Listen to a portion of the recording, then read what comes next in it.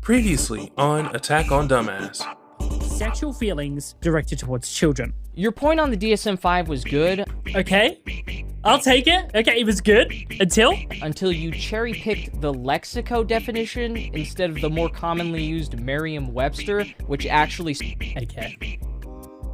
Now, a lot of this video was about people not doing their research.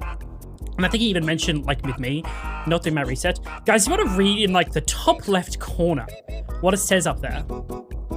It says, powered by Oxford. Lexico is the Oxford Dictionary. The Oxford Dictionary is the most used dictionary in the world. Bro, I kid you not. Okay? Online dictionary provides produced by Oxford University Press. Okay? It is the Oxford Dictionary. It's just like the way they store their definitions. So, anyway, I thought that was funny. Straight off the bat, okay? Straight off the bat, he's not right. But anyway, Google most used dictionary. Most used dictionary. Dictionary by America's... Maybe it is Merriam-Webster. Fuck. I just really proved him right. Shit. I don't know. Am I wrong? I thought Oxford was. Either way, they're both super popular dictionaries. Either way, it doesn't really matter. Cope! What? Yeah, that's right, cope! Hey people, it's Chosen, and welcome back to a brand new video. So it's been 1 year since John Swan was exposed by Dream, and ever since this has happened, John Swan has still yet to recover from this event. So in celebration of John Swan's anniversary, we're going to be looking over John Swan's greatest hits, just to remind the community that he has not changed at all, and that he's been lying to his audience and community long before the Dream drama ever happened. So sit back, grab a snack, and welcome to John Swan, a year later.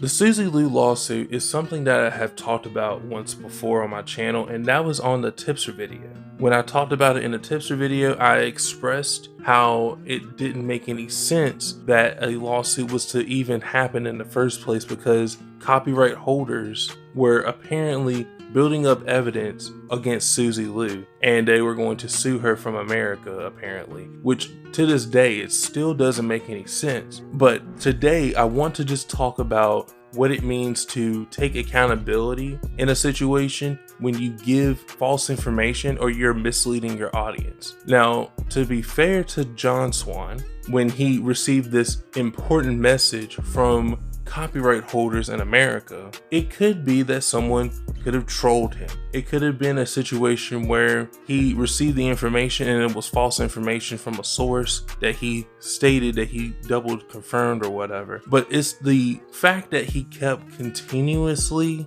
saying that it was going to happen. Unfortunately, all, if not most of the tweets related to that time have basically been deleted. They delete all of their shit, so it makes it harder for you to criticize them on things that they've done wrong or anything that they've said out of pocket. But I archived this specific tweet, and the reason why I archived it is because it is the perfect example of what it's like to say something to your audience and your audience just eats it up and they don't question it. Being a content creator in the commentary community, essentially your word means everything. Your credibility is everything in the commentary community. The second that you break it, it's over for you.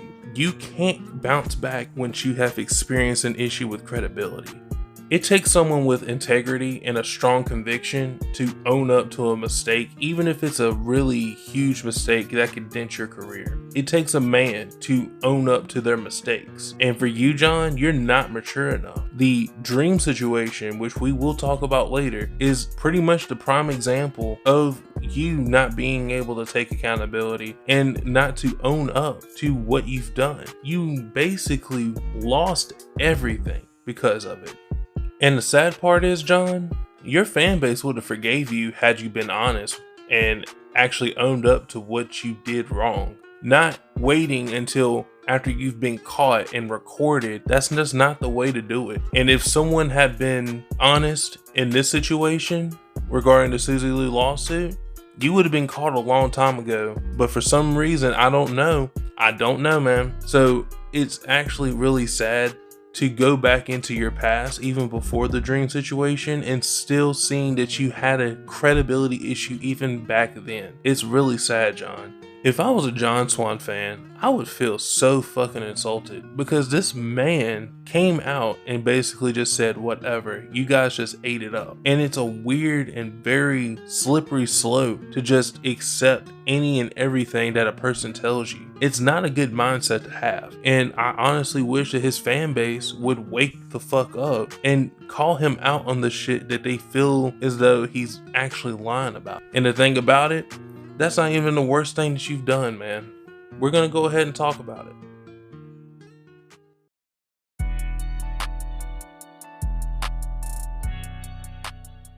Before I get started, I just want to say a quick disclaimer. Yes, I am completely aware of what has happened with Pie Man. No, I don't condone his current actions whatsoever. With that being said, I still stand with Pie Man in the original situation. The recent actions of Pie Man does not take away from the original situation that happened between them and John Swan. To remind everyone, this child was 15 years old and his biggest crime apparently, at least at that time, was him being attracted to someone 3 years younger than them. Both of these children were both going through the early stages of puberty, and Pie Man was bullied and harassed on numerous occasions for it. Was called a future pedophile by John Swan and was told that this was going to haunt him for the rest of his life and that he was going to be attracted to 12-year-olds for the rest of his life. The whole situation related to that is absolutely horrendous. And the worst part is that most people only remember that one live stream that was unlisted. There is a whole other stream on YouTube where you can clearly see John Swan and a bunch of people in the community bullying the hell out of Pie Man. John Swan himself commented on that very same stream and said, and I quote, "This is the only thing you need to see," with a timestamp. So I'm gonna just follow his lead and show you what he's talking about.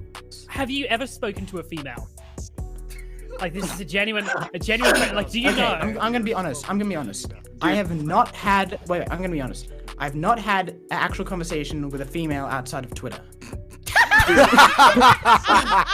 let's not get You see, we have reached the root of the problem. We have reached the root of the problem, Pie Man. You do not understand. You don't understand Elliot how Rodgers. females work. It really must be nice to bully the hell out of socially awkward children. I mean, I don't know too much about you, John, but how many girlfriends have you had in your life? Like, what the hell kind of bullshit is that? Like, he's 15. My question is, why do you feel the need to debate a 15-year-old to begin with? Like, what did that do for you? Did you feel some sort of satisfaction from owning a 15-year-old in a debate? Like, that was impressive or something? Did you feel strong in that moment?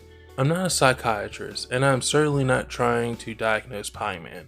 But when I look at the situation involving Pie Man and John Swan, I can't help but look at this child and say, wow, this child is in desperate need of guidance and he is looking up to the wrong crowd. And John knew this about Pie Man and knew that he wouldn't really fight back, he would just bend the knee. Then, when he gets heat for almost causing this child to almost want to take their life, he then proceeds on his live stream to call this child a suicide baiter for not wanting to take their life. Oh, interesting.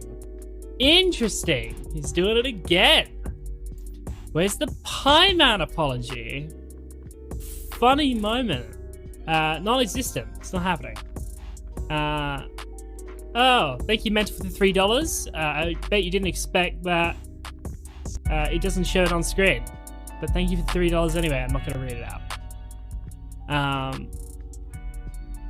Yeah, no, I did nothing wrong here, so I'm not going to apologize.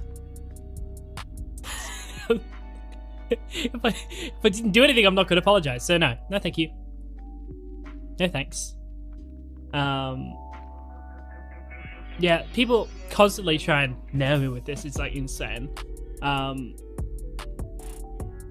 don't know if I want to talk about it, but it's like, it's literal. It's like, this is such a a situation that it went out of control, but it also was like totally justified. People have said like he's 15, you know, he doesn't like have any, you know, he shouldn't be held responsible to the same level. I disagree. I mean, I think when you're 15, you're allowed to like not be able to send that message to someone. Like, it was in private as well. Like, why would you even say that or admit to that, even if you did have those feelings? It was just fucking strange. And there was a live stream, and basically people went on, and I told them the first thing I got on there, I actually went on because I was like, guys, turn off the stream. You shouldn't be streaming about this. Like, what are you doing? John, you're fucking lying right now. The very first thing that you said on this live stream was, what the fuck? And keep in mind, that was after he had an issue with the server owner for not giving him a role as soon as he joins the Discord in order to join the VC. Matter of fact, why don't I show you guys what happened? Okay. Swan, edit roles. There we go. That should do Yeah, it. you haven't given me the roles, bro. Oh, wait, did you just join? Yeah. Okay, that's why. Yeah, good one. Okay. I'm not gonna be here for very long. I'm not gonna be on for very long. I just like, dude, like, what the fuck? Like, Yeah. what the fuck? I just, okay, right. I'm gonna break this down. I don't want to fucking say anything that's gonna get me clipped here, so I'm gonna be very, very, very strict on how I fucking say this shit. Pyman, you said that you were turned on by someone that was 3 years younger than you. You Yes, said that that is- you said that in That is DMs. true. Why the fuck you lying? Why you always lying? Ooh, oh my god. Stop fucking lying. You see, this is how much respect he has for his freaking audience, man. It was like a bunch, him and like two other friends of his, and they were talking about the drama about this 12-year-old stuff, and I was like, dude, what the fuck are you doing on stream? Stop the cap. Stop the cap right now. I said this last year, and I'll say it again. The thing that happened to Pyman should have been the thing to cancel John Swan. I understand that the situation with Dream got built up, and with him having so many subscribers, John was basically risking not only his reputation, but the entire commentary community because of what he was doing. I understand that. But when you look at it from a moral standpoint, what John did to this child was way worse than what he did to Dream. If John had been willing to admit to fault, there wouldn't be any issues. A lot of people would have just dropped it and moved on. But the biggest problem with John is his inability to admit to fault. And when you look at it in hindsight, this was the thing that wound up getting him canceled to begin with.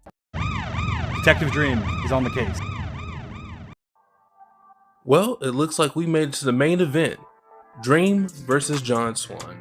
When you simplify how John handled himself in this situation, bad doesn't even begin to scratch the surface. Of course, we all know this all started from Moist Critical appearing on a stream where he badmouthed Dream and called him arrogant.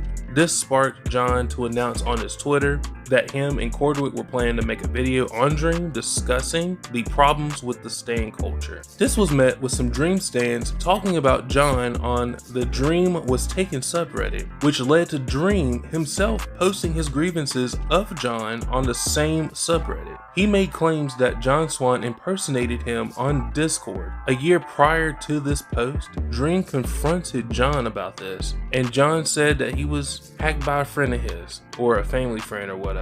Of course, we know now that that was a fucking lie. Just to give you an idea of everything that he did during this situation, here's a list of all the fucked up things he did. When John saw Dream's post, he made a huge Twitter thread blowing this up further than it needed to be in the first place. It's actually really freaking hilarious looking back at this post of John saying he's trying to smear my credibility. No, John. Dream didn't ruin your credibility. You telling all these damn lies, lie by lie, lie after lie, the lieception, that's on you, man. You made all these fucking lies up. You have to lie in that bed now, you lying ass motherfucker.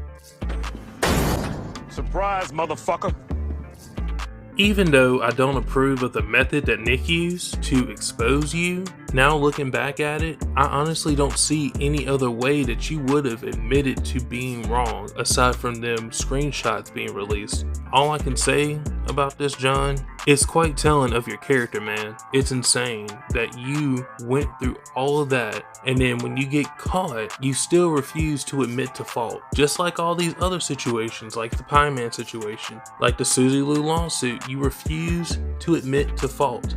This is a common theme when it comes to your character. The fact that there hasn't been any big channels to come out and expose you and showing the pattern of behavior is quite baffling to me. They only covered the dream situation, but if they really looked at how you handled a lot of these situations, I'm certain that they would be very surprised. I don't expect this video to blow up. If it does, great. If it doesn't, oh well. But the fact of the matter is, I want there to be a record of your past actions, a record that shows your pattern of behavior. You know what you've done wrong. You know that you haven't changed. All you want to do is slide by, rewrite history about past events where you've taken huge fucking L's and didn't take accountability, all so that you can come back and basically do the same things that you've been doing and being a complete slime ball. And the way that you talk about the dream situation is the same way that you talk about any other controversy that you're in. You basically try to rewrite history to soften the blow, or you try to make things into a meme when it really shouldn't be. But in truth, this is your reality now, John. You are a laughingstock of the entire commentary community. That's not gonna change for quite some time, if ever, at this point. Instead of trying to get everybody to forgive you and try to soften the blow to the biggest L you've ever gotten in your life, why don't you just make content? When was the last time that you sat down and just made a content video about someone in order to get revenue and get yourself back into the algorithm? I don't care how many subscribers you've lost. If you just continue to make content, new subscribers will come to your channel. I know that what you did a year ago is a huge blow to your career, but that was all self-made by you. Now all you need to do is just accept what has happened and just make content, because right now your channel is dead as shit. But anyway, that's all I have to say about this situation. Tell me what you think down below. Do me a favor and share this video around. And until next time, I'm Chosen. I hope to see you guys in the next video. Take care of yourselves.